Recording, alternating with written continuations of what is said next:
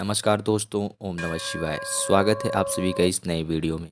ओम नमः शिवाय, जय श्री शिवाय, नमस्तुभ्यं, हर हर महादेव। साल की सबसे बड़ी एकादशी अर्थात रमा एकादशी जो कि कार्तिक के महीने में इस पावन अवसर पर पड़ती है अर्थात धनतेरस से ठीक एक दिन पूर्व। तो रमा एकादशी सबसे बड़ी एकादशी क्यों होती है? क्योंकि ये कार्तिक के महीने में पड़ती है और रमा एकादशी दीपावली के पहले तो सबसे ज़्यादा हमारे जीवन में, हमारे घर परिवार में धन धान ऐश्वर्य कीर्ति मान सम्मान और हर प्रकार से खुश सुख शांति समृद्धियाँ लाती हैं। और यह यह जो रमा एकादशी है इस वर्ष यानी कि अर्थात कहने का तात्पर्य है कि इस साल ये कहीं फिर हम इस वर्ष इसलिए और भी ज़्यादा विशेष और महत्वपूर्ण हो जाती है क्योंकि इस वर्ष हमारी जो एकादशी है अर्थात रमा एकादशी है सोमवार के दिन पड़ रही है, तो इसकी और भी ज़्यादा विशेषताएं और महत्वताएं बढ़ जाती हैं कार्तिक के इस पवित्र महीने में। कार्तिक के पवित्र महीने में हम माता तुलसी जी की पूजा आराधना तो करते ही करते हैं, खासतौर पर जब रमा एकादशी होती है तो विशेष रूप से उनकी अनुकंपा और कृपा प्रदान करने के लिए हम सभी के पास बहुत ही शुभ अवसर रहता है। तो आज रात तुलसी जी के पत्ते वाला एक छोटा सा अद्भुत सा उपाय करेंगे। दीपक जलाने वाला कैसे और किस क्रिया अनुसार करेंगे, संपूर्ण जानकारी, संपूर्ण विधि पूज्य गुरुदेव जी की अनुकंपा और कृपा से चलिए जानते और समझते हैं कि हम सभी के छोटे छोटे विशेष उपाय किस क्रिया अनुसार करने चाहिए। लेकिन प्लीज़ उससे पहले वीडियो को लाइक अवश्य रूप से करिएगा और यदि आप चैनल पर नए हैं या फिर हमारी बात पहली बार सुन रहे हैं तो चैनल को सब्सक्राइब और वीडियो को लाइक जरूर रूप से करें। देखिए, ये जो उपाय बताए जा रहे हैं आप सभी को रमा एकादशी के उपाय बताए जा रहे हैं और रमा एकादशी बहुत ही ज़्यादा विशेष और महत्वपूर्ण होती है। सभी एकादशियों में सबसे ज़्यादा विशेष महत्वपूर्ण रमा एकादशी मानी जाती है, बड़ी मानी जाती है। अर्थात यदि कभी भी आप सभी को अपने जीवन में धन धान्य की ऐश्वर्य कीर्ति की संपदा की प्राप्ति के लिए, अनुकंपा कृपा प्राप्ति के लिए, माता लक्ष्मी और भगवान हरि की कृपा प्रदान करने के लिए रमा एकादशी सबसे बड़ी एकादशी होती है, क्योंकि यह रमा एकादशी अर्थात भगवान विष्णु के अवतार राम भगवान के लिए समर्पित होती है और ये एकादशी धनतेरस से ठीक एक दिन पूर्व आती है। तो हम सभी इस एकादशी पर संध्या के समय पे अर्थात प्रदोष काल के समय पे, शाम के समय पे एक छोटा-सा विशेष अद्भुत सा उपाय अवश्य रूप से करेंगे माता तुलसी जी के निमित्त उनको समर्पित करते हुए कार्तिक मास के इस पवित्र महीने में। ठीक है?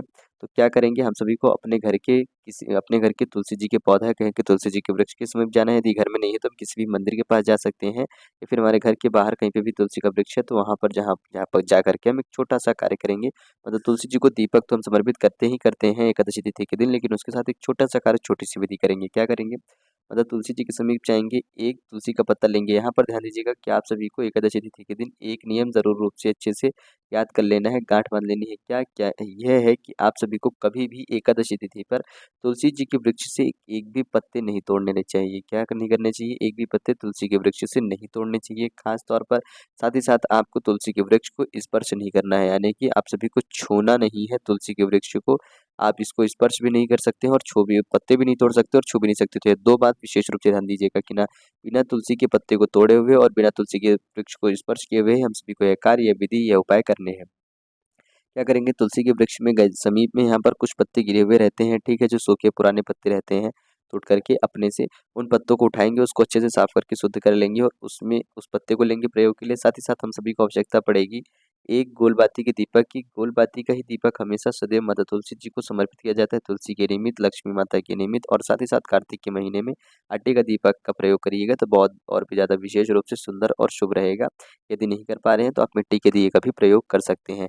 दीपक में आप तेल का भी प्रयोग कर सकते हैं और घी का भी प्रयोग कर सकते हैं। साथ में लेना है आप सभी को एक साबुत चावल का दाना और एक आप सभी को कमलगट्टा लेना है, क्योंकि यह चावल के दाने और कमलगट्टे आप माता लक्ष्मी जी के निमित्त समर्पित करेंगे। साथ ही साथ एक मुट्ठी चावल के दाने आपको अलग से लेने हैं। क्या करिएगा? सबसे पहले ध्यान दीजिएगा, आप एक तुलसी का पत्ता जो आपने माता तुलसी जी के वृक्ष के नीचे से लिया है, पौधे के नीचे से लिया है, यहाँ से एक पत्ता उठाया है, ठीक है? उसे शुद्ध करा। अब आपके पास जो हल्दी थी उस हल्दी को लेंगे और इसी तुलसी के पत्ते में एक बिंदी लगाएँगे कहीं, या फिर हम कहें गोल सी टिकी लगाएँगे। क्या नाम लेते हुए? भगवान वासुदेव का नाम लेते हुए, ओम नमो भगवते वासुदेवाय का जाप करते हुए आप एक गोल बिंदी की टिक्की लगाएँगे, ऐसा जैसे कि अभी आप देख रहे हैं तुलसी के पत्ते पर, ठीक है? लगा दिया, इसको वहीं पर रखेंगे। भगवान वासुदेव का नाम मंत्र का जो है आप निरंतर जाप करते रहेंगे। फिर एक मुट्ठी चावल जो आप लाए हैं इसी तुलसी के पत्ते के बगल में रखेंगे, उसके ऊपर दीपक को रखिएगा, ठीक है? जो आपने आटे या मिट्टी का दीपक मढ़ा है और उसमें गोल बाती को डालेंगे। फिर आपके पास जो तेल है या फिर घी है उसको डाल करके आप इस दीपक को प्रज्वलित करेंगे। प्रज्वलित कर देने के बाद इस एक चावल के दाने को और इस एक कमलगट्टे को आप अपने सीधे हाथ की हथेली में लेंगे।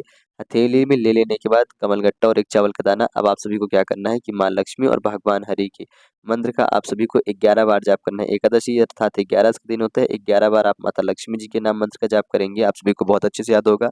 2-3 प्रकार के मंत्र होते हैं माता लक्ष्मी जी के बीज मंत्र, ओम श्री नमः, ओम श्री महालक्ष्मी नमः, ओम अष्ट महालक्ष्मी नमः। इस प्रकार से आप किसी भी एक नाम मंत्र का जाप कर सकते हैं।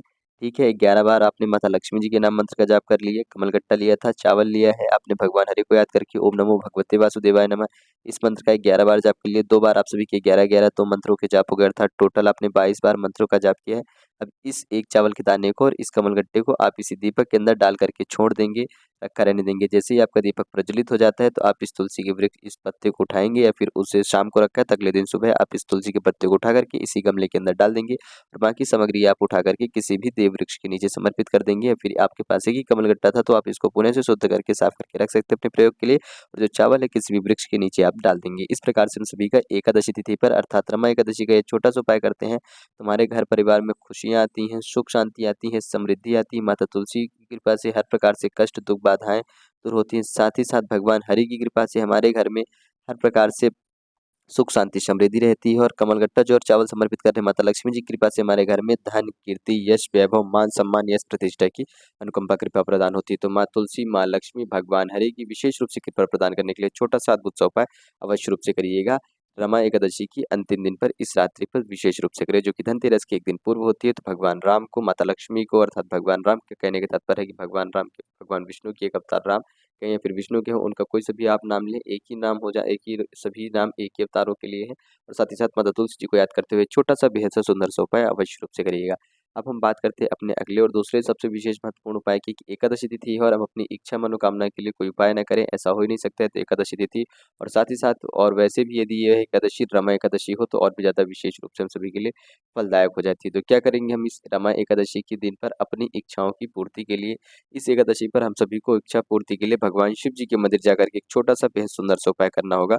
उसके लिए आवश्यकता पड़ेगी हम सभी को 1 लोटा शुद्ध जल, जो कि कार्तिक का महीना है तो हम गंगा जल का प्रयोग करेंगे। इस जल के पात्र में हम गंगा जल मिलाएंगे, ठीक है, साथ में लेकर के जाएंगे। फिर और एक साथ में हम सभी को लेनी होंगी इत्र जो कि सुगंधित के रूप में प्रतीक होती है। साथ में लेंगे एक बेलपत्री जो कि कहीं से भी कटी फिटी या खंडित ना हो। ये 3 सामग्रियां लेकर के सुबह से शाम तक में हम कभी भी प्रदोष काल के समय में विशेष रूप से इस उपाय करते हैं तो और भी अच्छा है, अन्यथा आप सुबह या शाम में कभी भी जा सकते हो, दोपहर में भी इस उपाय को कर सकते हो कार्तिक मास की एकादशी पर, ठीक है। आप पहुंच गए, मंदिर पहुंच गए। अब सबसे पहले क्या करेंगे, इच्छा पूर्ति के लिए उपाय कर रहे हैं, आपकी कोई भी विशेष इच्छा मनोकामना उसको मन में रखते हुए अब यह जो उपाय है, यह 3 बार जल समर्पित करने वाला उपाय है। कितनी बार, ध्यान दीजिएगा, 3 बार जल समर्पित करने वाला यह उपाय है। तो 3 बार जल समर्पित करने वाला यह उपाय अब आप सभी कैसे करेंगे, यहाँ पर समझिएगा। 3 चीज़ें लेकर के आए हैं अलग-अलग। इसमें आपने गंगा जल मिला रखा है, इस वाले जल के पात्र में गंगा जल मिश्रित जल है।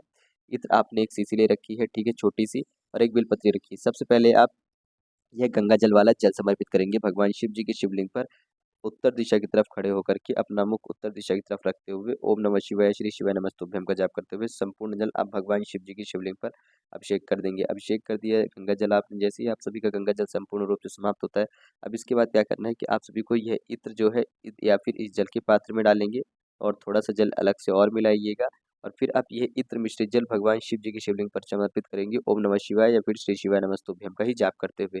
इत्र मिश्रित जल समर्पित कर दिए, साथ में एक किसी भी स्टील के लोटे में या फिर किसी भी दूसरे लोटे में आप जल थोड़ा सा और लेकर के जाइएगा और उसको डाल करके अब यहाँ पर ध्यान दीजिएगा कि जब आप इत्र डालेंगे इस पात्र में लोटे में तो आपको हो सकता है कि आपकी इत्र डालने के बाद आप सोचेंगे कि इस जल के पात्र को हम सभी को फुल भर लेना चाहिए, यानी कि पूरा भर लें जल से। तो ऐसा मत करिएगा, आप आधा लोटा ही जल भरिएगा। इत्र मिलाने के बाद आपको केवल इत्र मिश्रित जल समर्पित करना है, 1 लोटा जल नहीं समर्पित करना है, ठीक है। तो आपने आधा लोटा जल समर्पित करा ताकि आप केवल बहुत ज़्यादा जल ले जाने के लिए आवश्यकता ना पड़े, ज़्यादा पात्र की आवश्यकता ना पड़ो।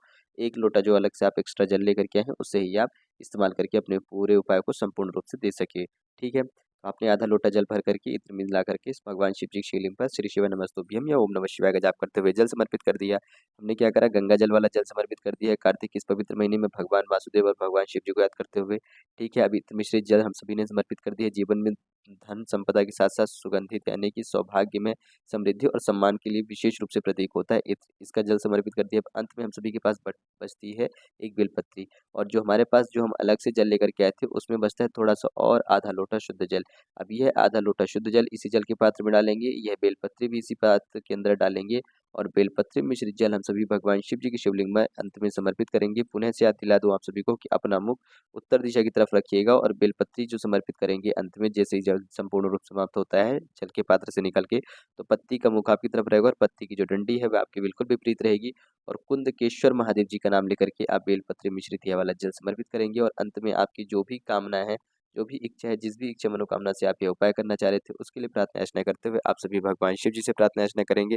आपकी जो भी इच्छा मनोकामना है, फिर आपका बरसों पुराना कोई भी काम-काज है, कोई भी ऐसी क्रिया है जिसको आप पुराना काम हो या फिर आने वाले नया कोई काम करना चाहते हैं, वह काम-काज आपका अवश्य रूप से परिपूर्ण होगा। भगवान का आशीर्वाद आप सभी को विशेष रूप से, अवश्य रूप से प्राप्त होगा। इस रमा एकादशी के इस अद्भुत से छोटे से उपाय को यदि आप करते हैं इच्छा पूर्ति के लिए, और पहला उपाय भगवान हरि, माता लक्ष्मी और माँ तुलसी जी की अनुकंपा कृपा प्रदान करने के लिए, घर में सुख शांति समृद्धि और माता लक्ष्मी जी का स्वागत करने के लिए, उनके आशीर्वाद की प्राप्ति के लिए आप सभी को छोटा सा बेहद सा उपाय अवश्य रूप से करना चाहिए, क्योंकि आप धनतेरस से ही हम सभी के उपाय नहीं प्रारंभ होते। धनतेरस के पहले एकादशी से ही भगवान हरि, माता लक्ष्मी को याद करना प्रारंभ कर देते हैं। तो ये 2 छोटे से विशेष अद्भुत से उपाय बताए गए थे कि आप सभी को कैसे इस एकादशी पर, यानी कि साल की सबसे बड़ी एकादशी जो कि हम सभी की रमा एकादशी है, इसको उपाय को करते हुए, इस दिन को याद करते हुए, जो कि सोमवार के दिन पड़ रही है, तो और भी ज़्यादा विशेष हो जाती है। हमारे घर परिवार में सुख शांति समृद्धि हर प्रकार से आती है यदि हम एकादशी की रात्रि पर तुलसी के पत्ते के साथ साथ एक छोटा सा दीपदान करते हैं, दीपक जलाते हैं। सभी लोग इस उपाय को अवश्य रूप से करिएगा। बहुत ही सरलता और सहजता से बताया गया है कि उपाय की कैसे करना था और किस क्रिया अनुसार करना था। पूज्य गुरुदेव जी की कृपा एवं उन्हीं के आदेशानुसार। तो उम्मीद करते हैं कि आप सभी को पसंद आया होगा वीडियो, और वीडियो समझ भी आया होगा। यदि कुछ प्रश्न हो तो कमेंट में जरूर पूछिएगा, और वीडियो को लाइक और चैनल को सब्सक्राइब अवश्य रूप से करें। जय श्री शिवाय, नमस्तुभ्यम, हर हर महादेव, ओम नमः शिवाय।